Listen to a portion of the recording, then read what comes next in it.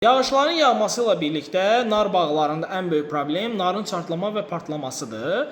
Və bunun qarşısını almaq üçün də çox səhv tədbirlər görülür. Son zamanlar eşidirik ki, bunun üçün fungisitlərdən, insektisitlərdən istifadə olunur.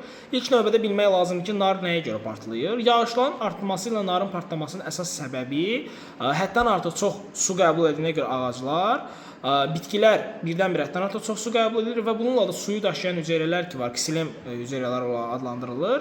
Bu hüceyrələr bunu çatdıra bilmir və hüceyrələr partlamağa başlayır.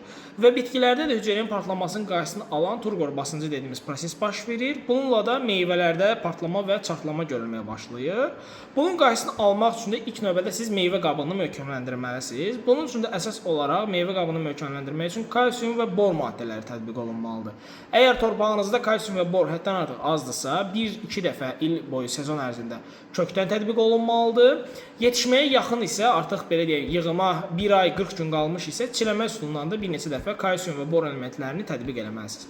Bununla da narın partlama və çatlamasının qarşısını almış olacaqsınız.